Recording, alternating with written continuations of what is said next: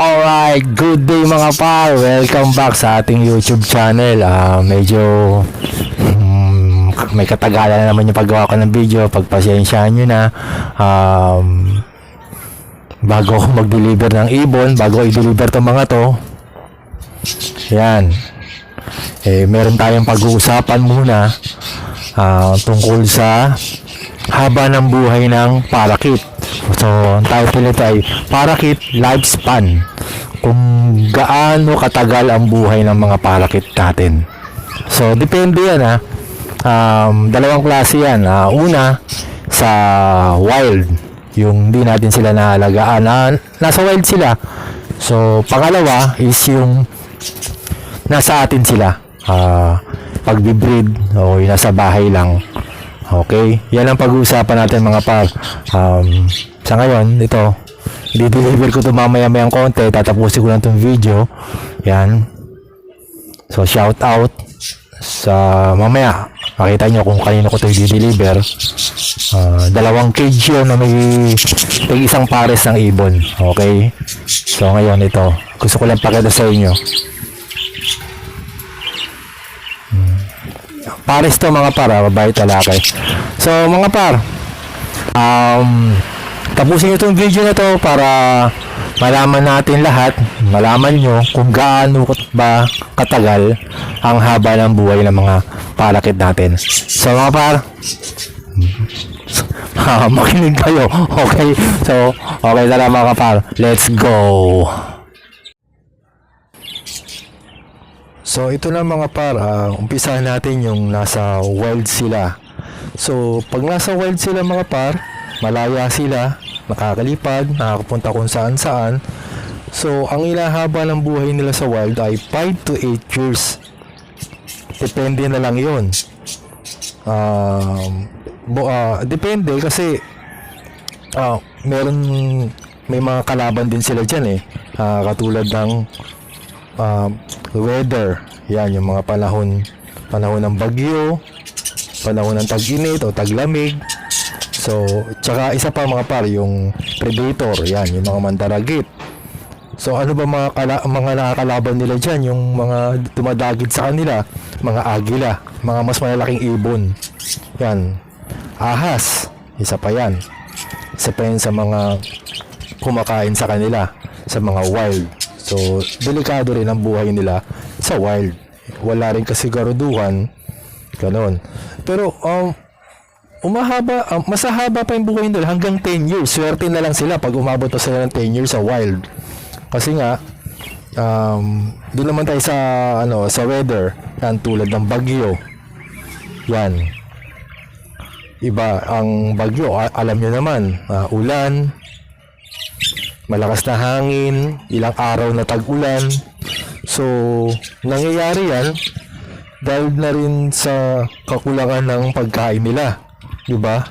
Hindi sila agad nakakakuha ng pagkain nila pag may bagyo. So, taggutom sila ron. Yun. Doon sila nakukulangan. Hindi rin naman agad-agad sila nakakalipad. Siyempre, dahil basa sila. Mabasa sila. Wala rin silang masyadong magandang silungan siguro. Kasi sa mga puno-puno lang naman sila dumadapo. Tapos, malakas na hangin. Diba? Pag malakas ang hangin, di naman nila kayang sabayan yun. Medyo nahirapan din sila. Or, pag tag-init mga par, yan, pag tag-init, sobrang init. Hindi rin sila agad-agad nakaka-recover pag sa sobrang init. Nandiyan nadi-dehydrate sila. Diba? Tagtuyo, dahil tag-init, nakukulangan sila sa tubig. Yan ang nila, ang cost ng pagka-ikli ng buhay nila sa wild. Pero ang maganda ng mga sa wild kasi na nasa wild sila ay yung pagbibreed nila. Ang pagbibreed nila sa wild ay halos 1 taon muna bago sila magbreed. Mamaya, i-compare natin about sa pagbibreed nila sa wild at pagbibreed natin sa kanila na nandito sila sa pangangalaga natin. So, yun, ang buhay nila sa wild is 5 to 8 years lang. Tapos, swerte na lang kung aabot sila ng 10 years. So mga par, dito naman tayo sa sa pangangalaga natin, sa pagbe-breed natin sa kanila. So ngayon mga par, tungkol naman sa pagbe-breed nila. So tungkol sa pagbe-breed nila, maya-maya natin konti yan. So dito muna tayo sa pangangalaga muna natin, as in gagawin natin silang pet. So umahaba ang buhay nila, mas mahaba ang buhay nila ng 10 to 15 years. Di ba? Mas mahaba, 10 to 15 years. Syempre depende yan sa pag-aalaga natin. Isa sa tamang pag-aalaga ay ang kailangan dapat maluwag ang kanilang kulungan or cage. Kailangan din ng tamang pagkain, tamang pagdadiet. Syempre kailangan din nila ng mga nutrition, vitamins, mineral, protina. Total nasa pangangalaga na natin sila. So ibigay na natin sa kanila yung nararapat para sa kanila para humaba pa ang buhay nila sa atin.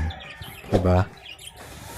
Tungkol naman sa pagbe-breed nila dito sa atin, dahil nagbe-breed tayo, ang tamang pagbe-breed talaga sa kanila ay hanggat maaari sana ay 8 months or 1 year sila bago mag-breed. Tapos pa yan pag nakadalawang clutch na sila, so nakadalawang clutch or dalawang beses na nakapagpainakay, hanggat maaari sana inaano natin sila, pinagpapahinga na muna. Ilalagay muna natin sila sa flight cage, pagpahingayin natin sila ng 3 weeks to 4 weeks. Ganon. Para maibalik sa kanila yung kasiglahan nila. Diba? Kasi pag nasa flight cage sila, mas babalik sigla sila, may nakapag-exercise sila, nakapaglipad-lipad sila, hindi tulad sa mga breeding cage. Syempre, hindi naman sila agad-agad doon sisigla. Kasi mag-iitlog yung mga yan pag hindi nyo naawat. Ganun yun. So, kailangan talaga, after ng dalawang clutch, ilagay na natin sila sa flight cage. I-stop breeding na yan. Meron tayong video niyan pag stop breeding. So, yun. Kasi dito sa atin mga para, 6 months pa lang. Yan, totoo naman yan. 6 months pa lang, binibreed na natin sila. Diba? Syempre, tayo naman kasi, bakit nga ba tayo nag-alaga ng ibon? Syempre, diba, para paramihin. So, yun. Hanggat maaari sana, pag nakadalawang clutch na sila, pagpahingay na natin sila. Ganun lang yun mga par. So, kailangan, hanggat nasa atin sila, alagaan na natin sila ng maayos. Kailangan, laging malinis yung tubig, nakakapaligo rin sila. Yan. Tapos, yung seeds nila, nasa tamang pagpapakain. Ganun mga par.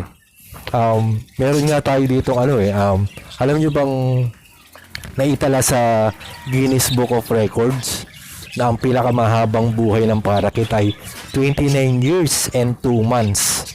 Kalaan nyo yun, di ba? Ganun umahaba ang buhay ng parakit ng mga ibon natin dahil yun sa pangangalaga natin. So ganun lang mga par. Sana may natutunan kayo. Sana malampasan natin yung naitala na Guinness Book, sa Guinness Book of Records na yan na 29 years and 2 months. Wow, di ba? So yun mga par, maasa ako may natutunan kayo sa mga sinasabi ko. So yun mga par, sa mga nag-aalaga dyan, yan, salamat sa inyo, salamat sa pag-aalaga sa mga ibon natin.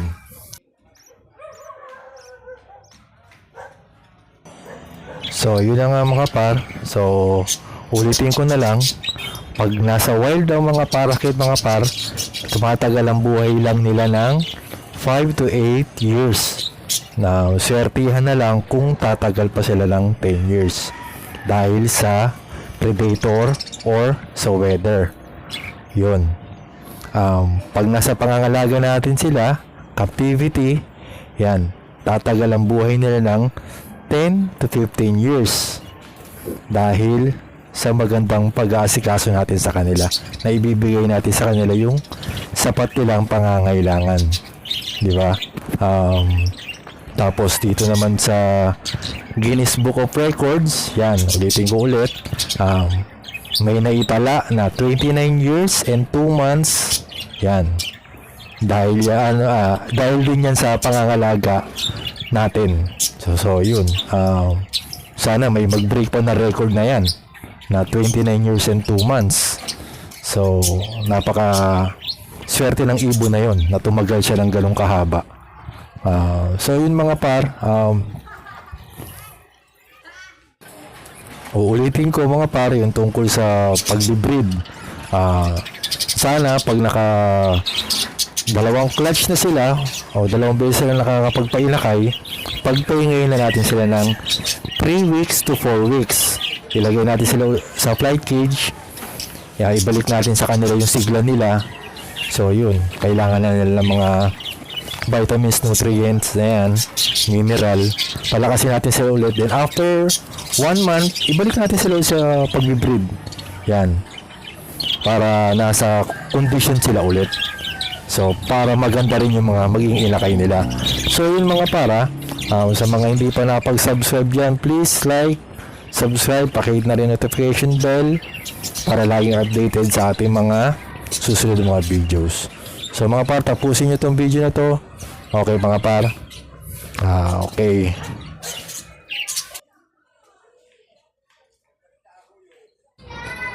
So yun mga par, sana naintindihan nyo, naunawaan ninyo yung tungkol sa haba ng buhay ng parakit natin. Sana maasikaso natin talaga sila ng tama. Okay, nasa atin talaga kung paano, nasa atin, kung nasa pangangalaga natin, nasa atin yung haba ng buhay nila. So ayun, at nai-deliver ko na rin yung aking dalawang pares sa ibon. So yun, meron na naman tayong pambigas, meron na naman tayong patuka para sa ating mga alagang ibon. Tapos shoutout dun sa nag-deliver ng dalawang cage. Yan, shoutout sa iyo sir. Tapos kay Don Birds, yung kumuha ng isang pares sa atin with cage yun. Yan, si Ma'am Don Birds, rice dealer sila yan sa Riverside. Tapos dito kay Emma Junk Shop, isang set din ng isang pares ng parakit, tsaka yung yung cage din. Tsaka kay Jervy Balay, shoutout sa inyo. So yun mga par, good day sa inyo, God bless, happy breeding sa inyo mga par, happy birding.